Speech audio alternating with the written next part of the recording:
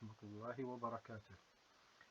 En ce qui concerne le branchement d'aujourd'hui, on va parler d'un SOS plante. Pour ce système, il est composé d'un capteur d'humidité, d'un buzzer, deux LED, une plaque d'essai et la carte Arduino. Pour le branchement, nous avons ici pour le capteur d'humidité 3 bornes. La borne signal, on l'a liée à la broche T5. La broche terre est liée au moins de la plaque d'essai. Et la broche alimentée est liée directement aux bornes positives de la plaque d'essai. Pour le buzzer aussi comporte deux bornes. La borne négative, au moins du plaque d'essai, et la borne positive, on l'a branchée avec la broche T4. Pour les deux LED, chaque LED est lié à une résistance de 220 ohms et de la résistance à l'un des broches de la carte Arduino. Par exemple, pour la LED rouge, il est lié à T2.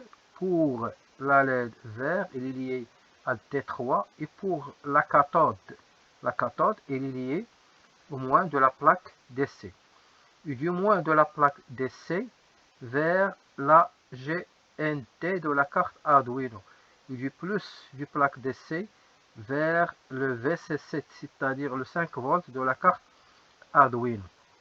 Donc c'est tout pour le branchement de ce système, c'est-à-dire de SOS Plan.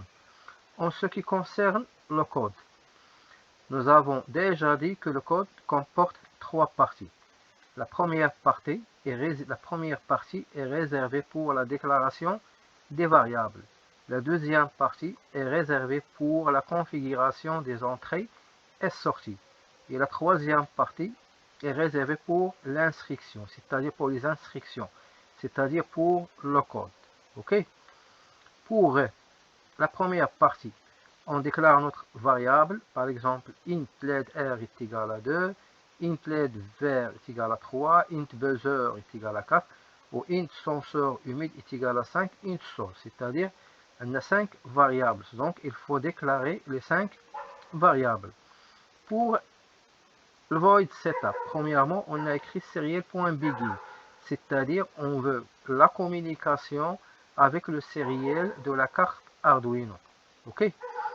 En ce qui concerne les pins, chaque pin, on a dit ici qu'on doit configurer les variables. Donc, on doit écrire le pin et le mode. Pour la LED R, output, LED vert, output, buzzer, output. Pourquoi output? Parce qu'on veut que le signal soit sortant de la carte Arduino vers la LED R, vers la LED vert, rouge, vers la LED vert et vers le buzzer. Pour le capteur, c'est-à-dire le senseur humide, c'est-à-dire le senseur d'humidité, on veut que le courant soit entrant, c'est-à-dire entre dans la carte Arduino. OK? Pour le void setup, pour le void loop, le void loop, le sol est égal à digital read, senseur humide. Donc, on veut ici savoir l'état du sol à partir du senseur humide. C'est pour cela qu'on a écrit sol égale digital read sensor humide. Ici, if, on a utilisé if, l'instruction if. If sol égale à 1, c'est-à-dire si le sol est humide, donc il faut que la LED vert soit allumée, c'est-à-dire high, la LED rouge soit éteinte. C'est pour cela qu'on écrit digital right LED vert high, digital right LED rouge low. On entend buzzer et le buzzer ne doit pas sonner. OK? Donc pour la serial print, on veut savoir la valeur du sol, du sol, c'est-à-dire si le sol est égal à 1, c'est la plante est arrosée, ou bien égal à 0, si la plante n'est pas arrosée.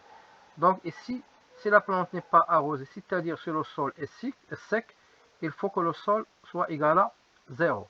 Donc, et pour savoir ça, il faut que la LED vert soit low, c'est-à-dire éteinte, et la LED rouge soient allumées et le buzzer doit sonner pour que l'utilisateur entende la sonnerie du buzzer. C'est-à-dire l'utilisateur doit écouter la sonnerie. OK? Donc, et ça pour un délai, c'est-à-dire pour une durée de 500 millisecondes, soit pour la première cas, soit pour la deuxième cas. Maintenant, on passe au démarrage pour savoir comment ça se passe les choses. Donc, on démarre notre simulation. Donc, regardez.